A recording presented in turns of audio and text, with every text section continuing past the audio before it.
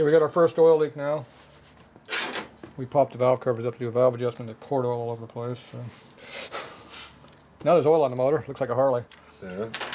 Where's your screwdriver at? Here. Front or back? I don't know. First thing to do is figure out what cylinder it's on. You didn't tell me what the compression was over there yet, so it appears to me the intake valve is open. That means next time around it should be compression. Why are you in the back? There you go. Yep, right there. Too much. Back around, pull it out.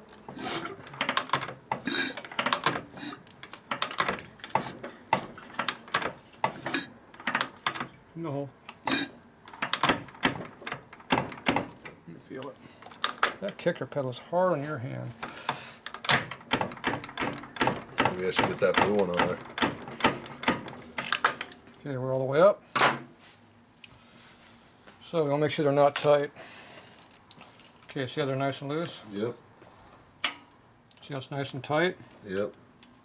Which one's good? That one's good. What's wrong with this one? It's too tight. Too tight. Okay. So we have to give it a little extra clearance now.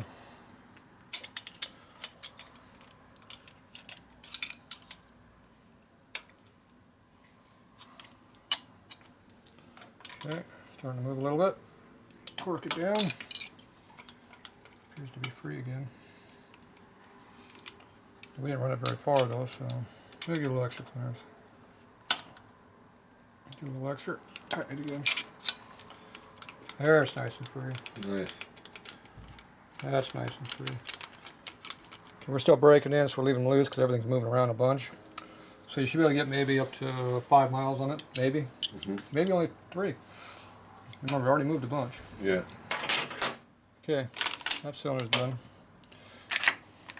We've still got heat in the motor too right now, because we just ran it a few minutes ago. That's why we're just making sure it's loose. Okay. Intake's going down. That's going to be coming up. Watch that petcock, don't jam it into it. Leave the screwdriver in there, just don't listen. Just don't let it jam. Oh, start to go down.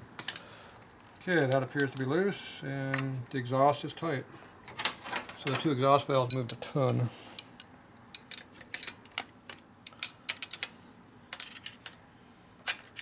Okay, use both wrenches to loosen. Give what you want, put a little tension on it. Appears to be loose.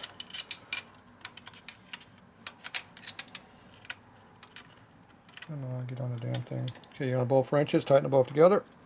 Put a little torque on them. Okay, that one's nice and loose, that's nice and loose. Okay, push rods are good. So both exhaust valves were tight. And how much running time did we have? Like 30 seconds. No. We probably ran it for like 5 minutes. No running, no riding, just running in neutral. A couple of quick blips there at the end, but you know, whatever. So you see how much they move, because I had them pretty loose to begin with, remember? Yeah. So that's how quickly they move. That's why you got to keep on top of them. If you're riding the bike and they're tight like that, you start burning things up.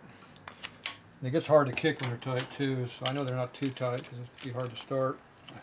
So far it has not been hard to start, if you noticed. And you notice I haven't been really using any choke since I first used it.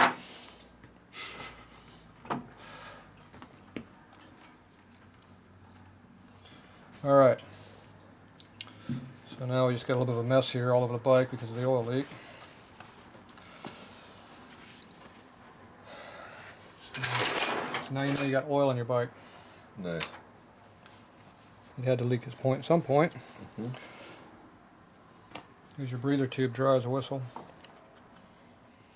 Nice. Good. That means there's basically no blow-by. Alright, so that's how you do your valve adjustment.